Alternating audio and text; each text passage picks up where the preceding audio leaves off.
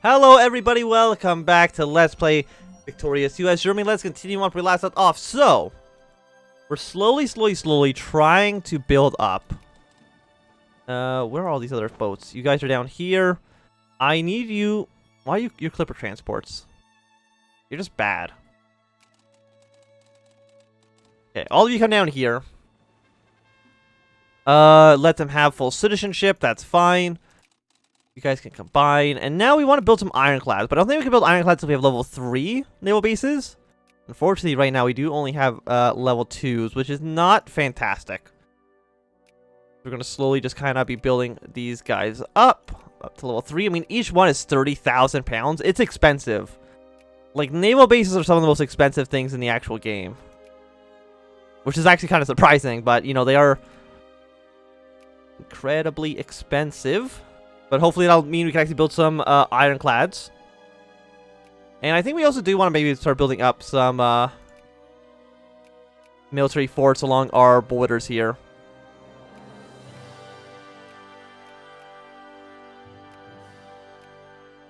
Again, it's just a nice money sink as well.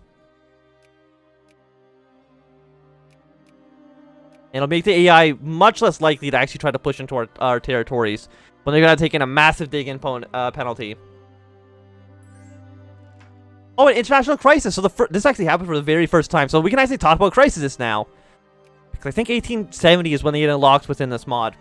So, the crisis system. It's sort of like a, I'm going to say like it's like a UN, but that's not entirely the case. So, Czechia is asking us to support them against the Russian Empire. So if we go to crisis map mode, we can see this area is very upset with the Russians. So if we go to crisis right now, we can either support the Czechs against, or not, these aren't the Czechs, the Czechians, the Chechenians against the Russians, or we can sit on the fence and hopefully another great power ally will take their spot. I mean, I'm gonna sit this on the fence for right now. We'll see if either Britain or France or something sits on this side, and then we'll probably support them. Because again, I want to weaken the Russians as much as possible. But if I'm the main backer of Chechen independence, there's a good chance other people won't want to support me because they think I'm trying to get more powerful than I actually am. So, again, if nobody takes this offer, then Russia just wins. Yeah, because I said no. It's going to look for somebody else to do it. Basically, I'm just going to do debate. Who cares? I don't really care about that. And nobody actually backed them other than me, so they did back down. Russia right now is in 4th military place. We are in 2nd, so there's a good chance that they would not have backed down. And there's even a decent chance that France and Britain would actually back the Russians against me because they are not my friends. If you look at relationship map mode, all the other great powers of Europe more or less aren't hate me. Spain and two Sicilies, again, they're both actually great powers, so they do like me. I don't think Japan or the United States get called in because, you know, it's a European issue. But actually, I think they changed that on or like the new beta patch that was released like 3 years ago. I think everybody actually gets called in now, even if it's not within Europe. I might actually have to try to figure that out, see what's happening. Congress, Poland. This is fine. Torpedo boats are fine. You're still in 9th place. Will you give up and let Italy just kind of reign supreme? I'm not too sure. Pluralism is okay. Try to keep it in mind. Sure, why not? Okay, so the Liberals have won once again with 100% of the votes. Which is actually insanity. I mean, who actually gets a vote right now? The weighted wealth. So basically, poor people right now can't vote in our country. I guess it kind of makes sense why the Liberals keep winning. We can go down the wealth. Weighted universal voting. But who wants to even support this? Just the Liberals. Nobody else will say yes. So there's really no demand in our country right now to really make effective change. We could also build, we'll build like a small fleet of commerce raiders. They're basically replacing the frigates. And then we'll place, build a bunch of ironclads after that as soon as we are Once we have the capacity to do so. Again, I could just... You know, I'm just going to replace you. There we go. Open all factories, subsidize all factories. Upgrade all the factories that we can. That should hopefully encourage more people to try to work in those factories. Again, we're trying to get our clerks up to 4%. They're 0.8% nationally. Yeah, we can also build ironclads, but I think we need level 3 ports for that, and I don't think we have any right now in our country. But that should change soon, hopefully. Colonial doesn't get the... we'll negotiate. That should be fine.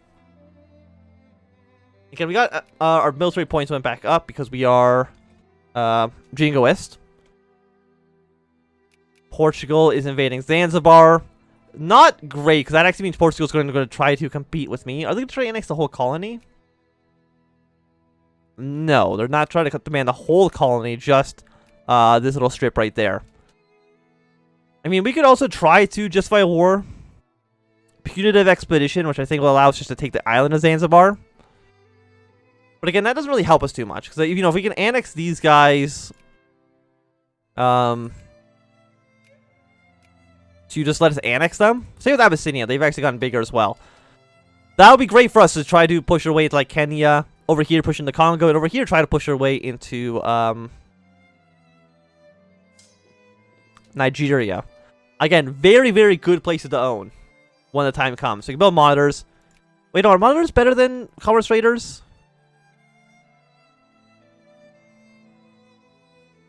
Steel steamers. You have hull, you have torpedo attack. Okay, actually no, commerce raiders are bad. We're not going to get any of our money back, but we know, I think we do just keep this stuff. We do have the ability to build a handful of ironclads.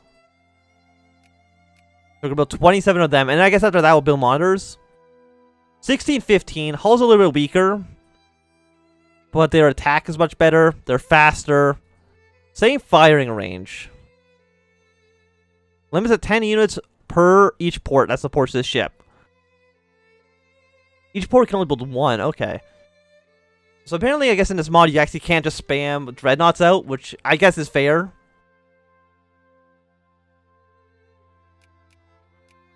Okay, you have the Cordial, which is good for us. Let's say Calabar's at 0.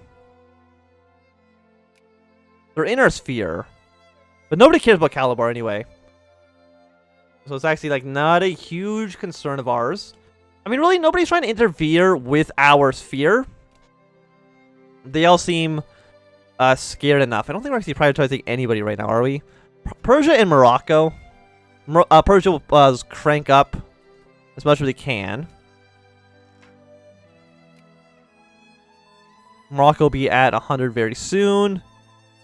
We can also upgrade our railways, which I would like to do. Can we upgrade our military again? We can.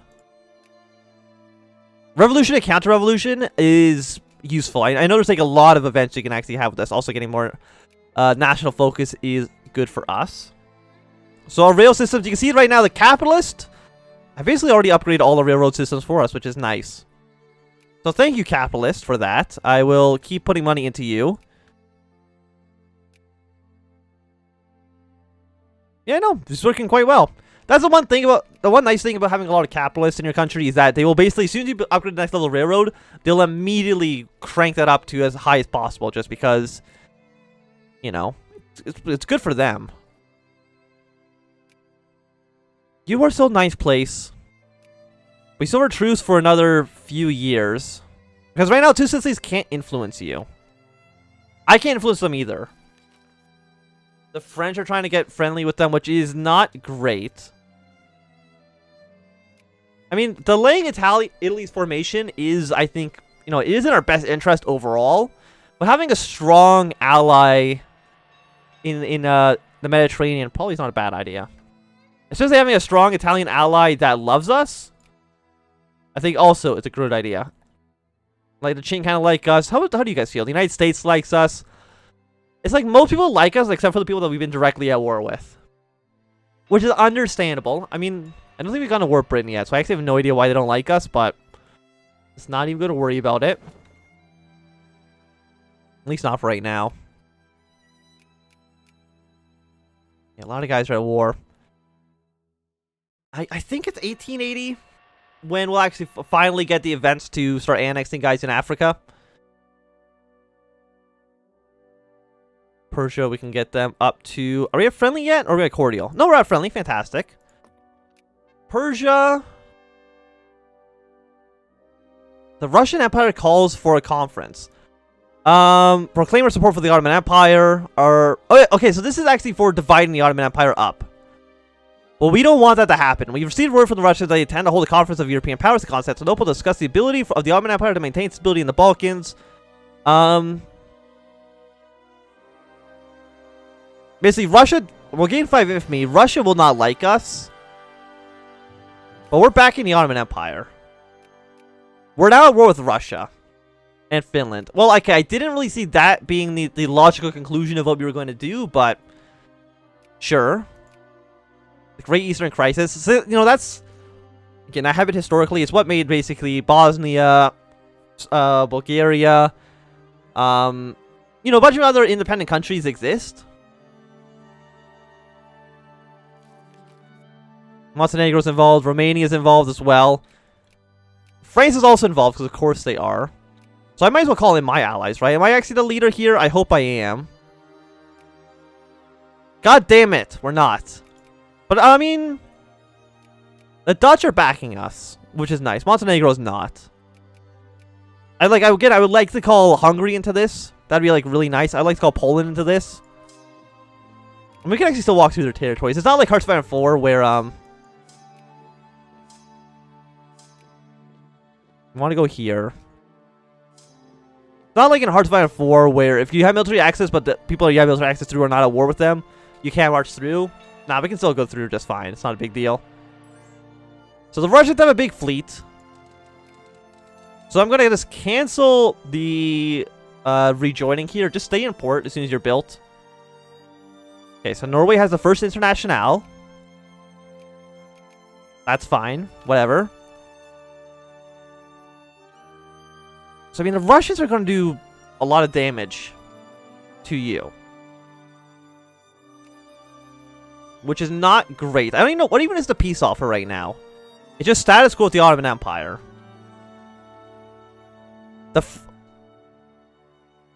How did the French get through? Through Luxembourg, you son of a bitch. We're going to mobilize, like, right away.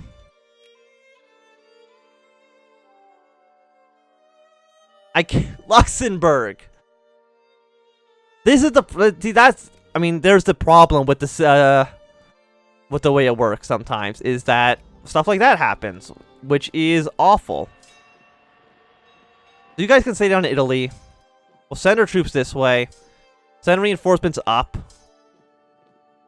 Because our guys were not at full organization yet. We got a war score there for absolutely kicking the French's ass. They're 15 tech as well, so we're on tech, equivalency here. Again, I would like to... We're in, like, -10. Like, Russia, you should just give up already.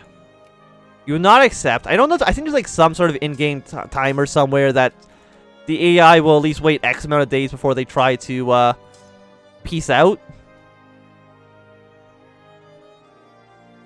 At least that's what it appears to be. You know, we'll see what happens. Like, I would like for this war to be over fast. Go down to speed 4, please. We did win. Fantastic. Again, I got us 18%. But I guess I'm not doing anything, am I? I have to wait for the Ottomans to agree to a peace deal.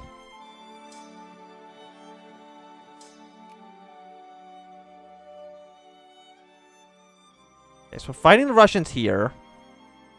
Russian military tech is at 11, so I mean it's not that good. Lose 3.8 points there. Kind of sucks, but we'll send this guy to kill the 6th division. You're an actual army, which is not great. Yeah, the French can basically just... Like, again, like, I can't get Lithuania or Luxembourg to just refuse military access to the French, even though I really feel like that should be an option. I feel like that would be something that, you know, they would actually do. Would we try to defend, you know, put, you know, some sort of political pressure to make sure that didn't happen. There we go. So the war's already over. Demobilize the army. Everybody can go back here. I'm assuming we won. Yes.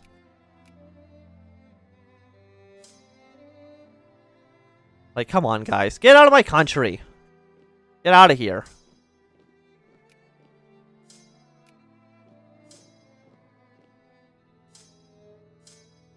Apparently, we also need to have troops on the border with Luxembourg.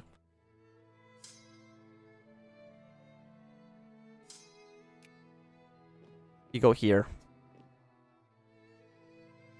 But apparently, you can't trucks. Like Luxembourg. You're in my sphere. That should be more than enough reason for you to be like, nah, we just won't give you military access because, you know, you're at war with the sphere leader. Which you think would be a good reason not to provide them support, but I guess not. Put more troops on this, the border of France, because apparently they can just walk straight through my country. Also cut military spending down, because I don't need that much money. I don't need to be spending that much money on the military, that's not at war. So it was a pretty bloodless war. Also, this is at least making sure... Wait, does France have cores on this territory anymore? They don't. That makes my life significantly easier. Romania has these cores on a lot of Russian territory, so I'm not even too sure why they're allied to each other. Like, they should be... not enemies necessarily, but they shouldn't be friends. Decrease opinion of the Spanish in Morocco.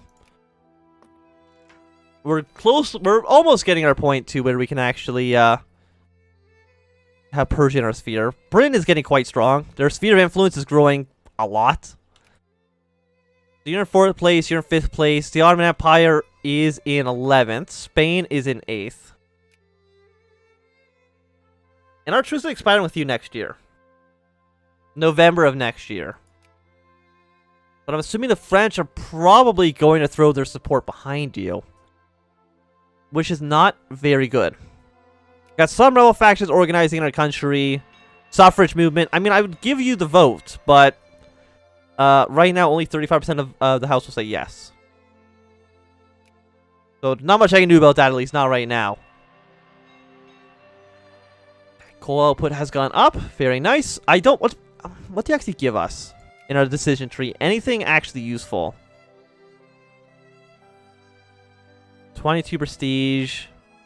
For the Krupp family needs Besser process. Army. I mean, Navy tech goes down, but that's one of those things where it's like, that's fine. Like, it's not even an issue at all. Did I say you guys back to be the naval rally point? Don't be a military rally point, just a naval one.